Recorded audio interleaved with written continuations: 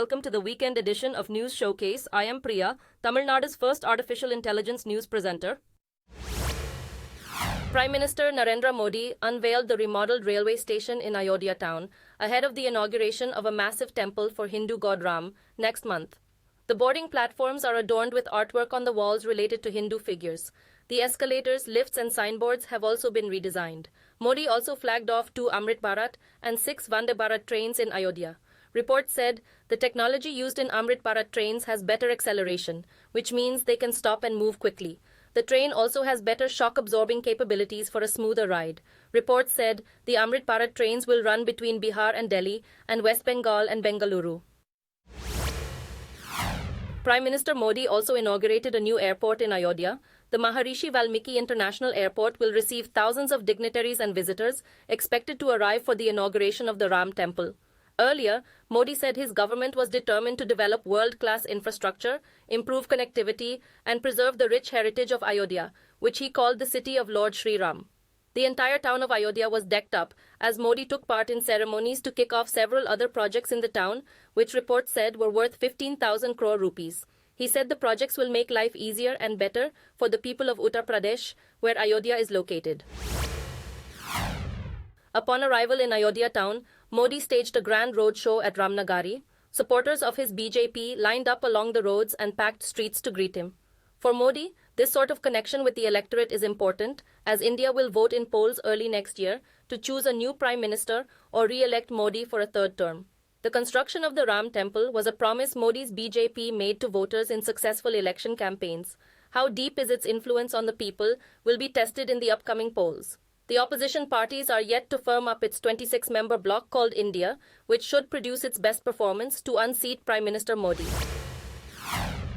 The leader of National Conference, a political group based in Jammu and Kashmir region, has welcomed the Ram Temple in Ayodhya and stressed on the revival of brotherhood in the country.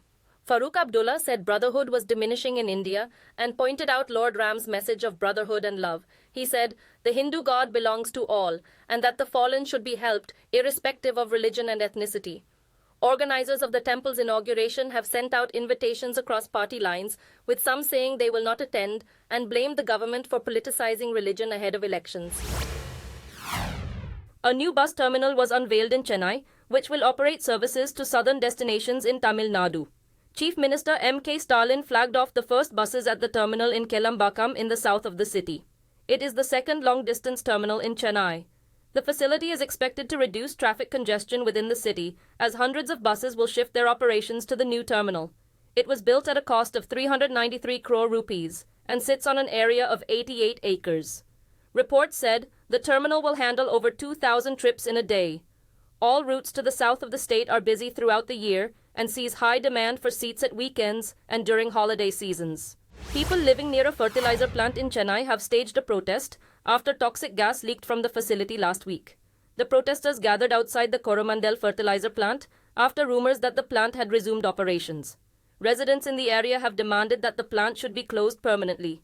In a statement, operators of the plant reiterated it was not in operation and they were waiting for clearance from the authorities. About 50 residents in the area were rushed to hospital after they complained of nausea and shortness of breath when ammonia gas leaked from a pipeline. Pollution authorities in the state said the leak was plugged in 20 minutes and the punctured pipeline was sealed. Several flights and trains were delayed as dense fog continued to engulf Delhi for several days in a row as the weather office issued a red alert.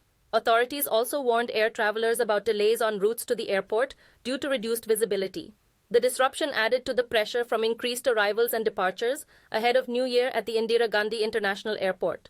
Travelers, some of them pilgrims, complained about long delays as the winter was getting intense with the temperature dipping. Similar scenes were witnessed at New Delhi railway station as fog forced trains to run slower than usual. In some cases, train services were cancelled as a precaution. Reports said the minimum temperature in Delhi dropped to 10 degrees this morning. A man of Indian origin in Canada, Lakbir Singh Landa, has been declared a terrorist in India. The Home Ministry said the 33-year-old was involved in a rocket attack on the police headquarters in Punjab state in 2021.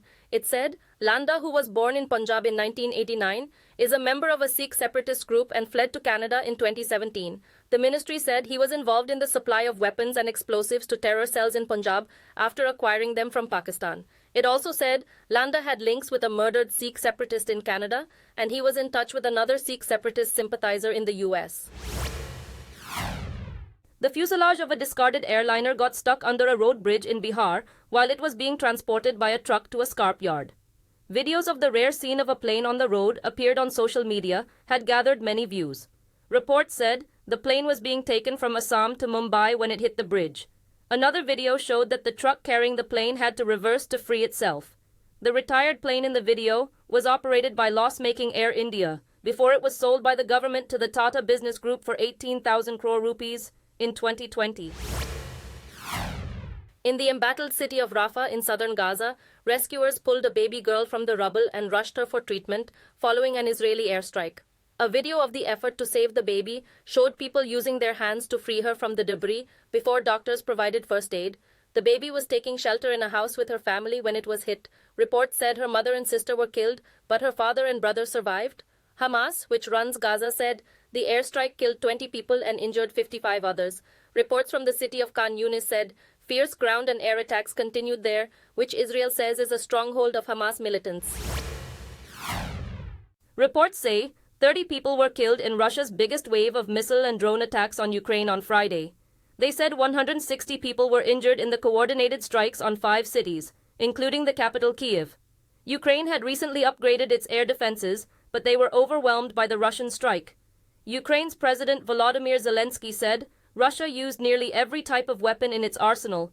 The Air Force said it had never seen so many missiles launched at once. It said hypersonic, cruise, and ballistic missiles, including X-22 type, which are difficult to intercept, were used in the attack.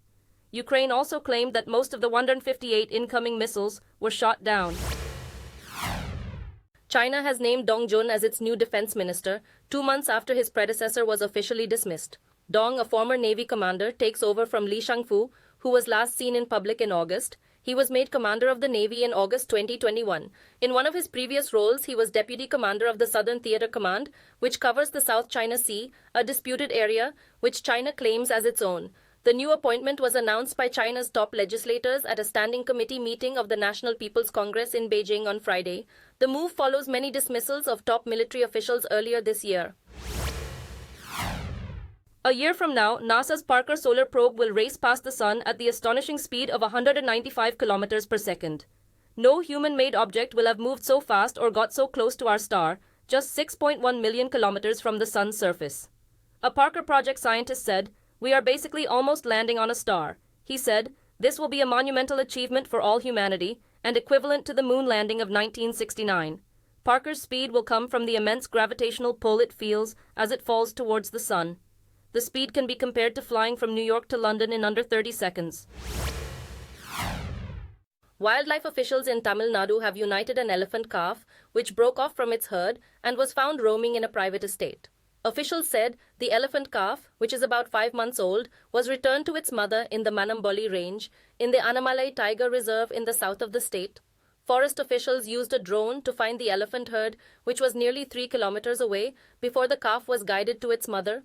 Reports said it was given a bath to remove all traces of human habitats. Officials said 4 teams were formed to monitor the herd and how it was treating the calf. Those were the top stories at this hour. Do join us, same time Monday, and have a great weekend.